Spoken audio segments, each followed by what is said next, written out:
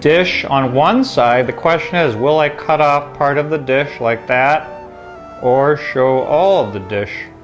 Those are the finer aspects of composition that can get really confusing. Or do you go up like that and show more negative space up top? That's all negative space. Do we go to one side or to the other side, or do we go downward and crop off the peaches like that and have all this negative space down there?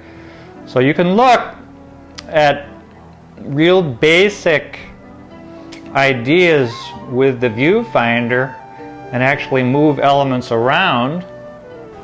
I mean, we can go up and move this way, move that like that, move this like that, change the angle of the book, and perhaps make a more of a tight cluster, move that back like that, and keep doing that over and over again until we get something that we like, that looks good. Look through it, look at how the negative space relates to the objects, crop inward, move backward, go to the left, go to the right.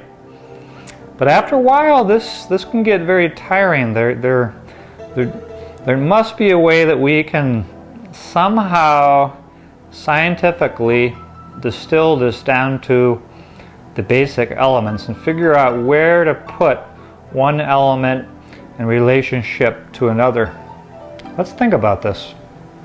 Well, in order to decide on a composition within this horizontal format, this 8 by 10 inch canvas, perhaps we need to look very closely at what is called the rule of thirds. The rule of thirds, and how we can combine the idea of the rule of thirds with the viewfinder to come up with the ideal arrangement of elements of the 3 peaches and the little silver bowl within this horizontal format.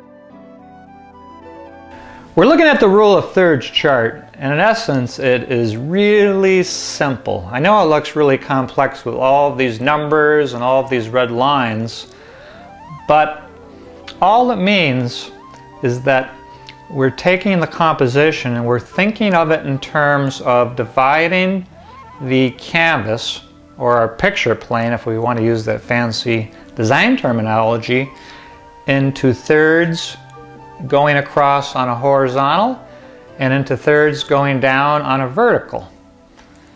And so we end up with these 9 boxes, and thinking it along these lines allows us to avoid, for one thing, the bullseye. You never want to put your object smack dab in the middle, or you end up with gridlock and the eye has no way to navigate around because there's always that visual weight in the middle. So we want to avoid the bullseye. So we've got our viewfinder.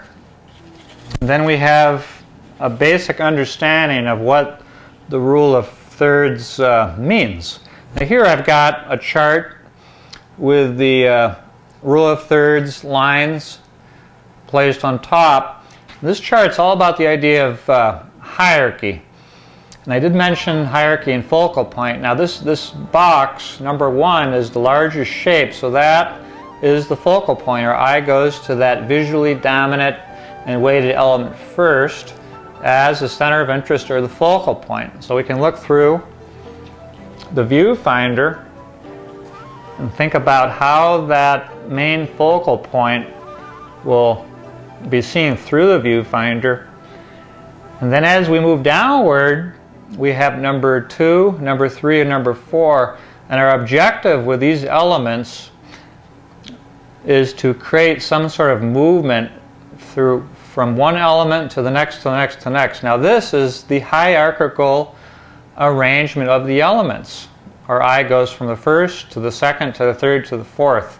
And we can move these elements around in an infinite number of ways and somehow still set up some sort of hierarchical arrangement. The trick is to consider that focal point, that hierarchy, and how these elements align themselves at those strategic places like here, here, here, and here, and look at that in conjunction with the viewfinder, how are those elements going to be cropped?